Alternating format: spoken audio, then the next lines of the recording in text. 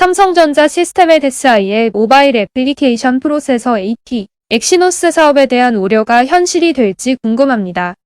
나름 전문가 집단이 알아서 하겠지만 생각보다 우려가 커지고 있습니다. 혹이나 사공이 많아 산으로 가는 거 아닌지 걱정도 되고요.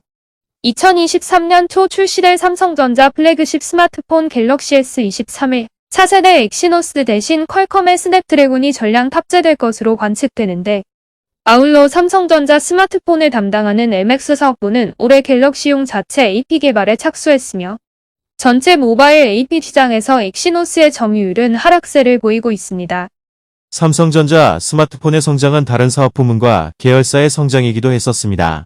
AP와 메모리 반도체, 배터리, 디스플레이 등에 이르기까지 삼성 계열 부품을 사용하여 시너지를 냈기 때문으로.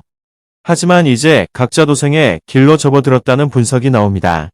중저가형 모델인 갤럭시 A 시리즈 등의 중국산 디스플레이나 LG 배터리 적용을 고려하는 것도 그래서이며, 스마트폰 시장도 줄어드는 상황에서 다른 부문이나 계열사를 고려할 여유가 없을 것으로 보이나 또한 퀄컴발 갤럭시 S22보다 갤럭시 23에 더 많은 자사 AP가 설치될 것이라는 공언도 들리고 있습니다. S22에서 75%보다 더 늘 것이라는 퀄컴발 발언이 사실이 아니길 기대해 봅니다. 삼성전자 측은 현재 모바일 MX 사업부에서 AP 탑재율을 확정하지 않았으며, 시스템 LSI에서는 차세대 엑시노스를 차질 없이 개발하고 있는 중임을 밝히고 있으나 그 추이가 궁금해집니다. 퀄컴은 이달 15일 테크 서밋을 통해 스냅드래곤 8 2세대를 공개할 예정으로 해당 칩은 갤럭시 S23에 탑재가 유력하다고 합니다.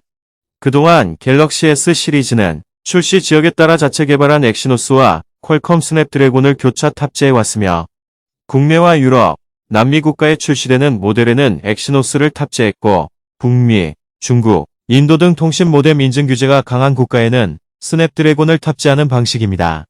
그러나 올해 초 출시된 갤럭시 S22는 엑시노스가 탑재된다는 공식이 틀어졌습니다.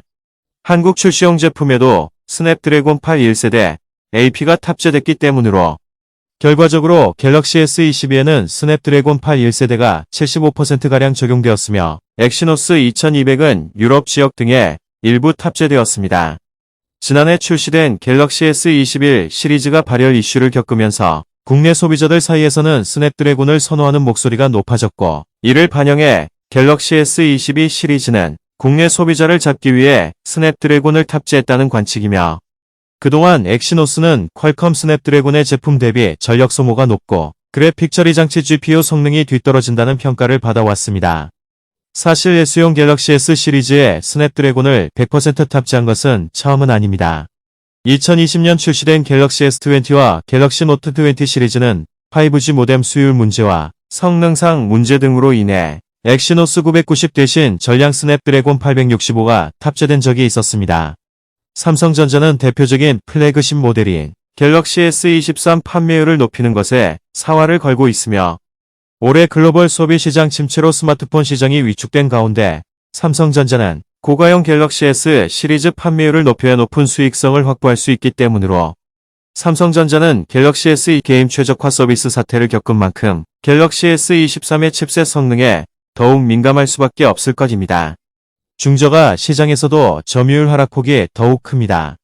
삼성전자가 중저가 폰 갤럭시 A, F, M 일부 모델을 제조사 개발 생산 ODM을 통해 설계를 맡기면서 대만의 미디어텍과 중국의 유니SoC 칩 사용을 늘렸습니다. 반면 중저가형 AP를 공급하던 대만의 미디어텍은 빠른 성장을 보이고 있으며, 미디어텍은 스마트폰 AP 점유율에서 2020년 3분기 처음으로 퀄컴을 앞지르고 1위로 올라섰으며, 이후 지금까지 1위를 지키고 있습니다. 2분기 기준으로 미디어텍 39%, 퀄컴 29% 점유율을 차지합니다. 특히 고사양의 디멘시티 9000은 퀄컴 제품을 넘는 것으로 알려져 이제 고사양의 AP도 미디어텍이 더 앞선 것으로 알려졌습니다.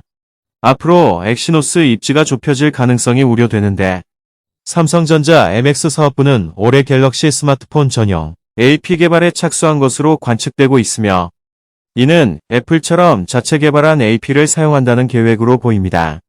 그러나 여기서 의문점은 엑시노스 대신 자체 AP를 개발하는 것이 과연 옳은 길이 아닐 경우에 수를 대비해야 하며, 갤럭시 21과 21을 구매하면서 느끼는 것은 왜 삼성의 장점인 SD카드를 뺏는 거와 굳이 애플이 한 것처럼 충전 케이블을 빼는지 이해가 안 되고 있으며, 물론 삼성에서는 클라우드와 인터넷상의 저장을 말하고 있으나 갤럭시 20을 사용하던 고객의 입장에서는 더 나쁜 선택을 해야 하는, 즉 삼성의 갤럭시만의 구매자 입장에서는 전부가 게임을 하는 것도 아닌데 GOS 사태의 모든 것을 포기하듯 스냅드래곤으로 바꾸는 우는 이해하기 어렵습니다.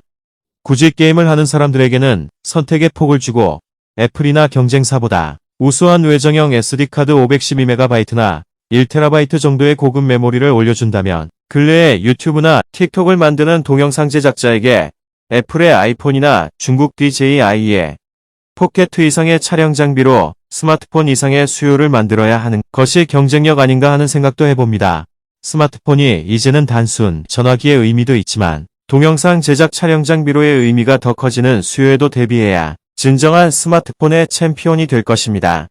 삼성전자 화이팅입니다. 감사합니다.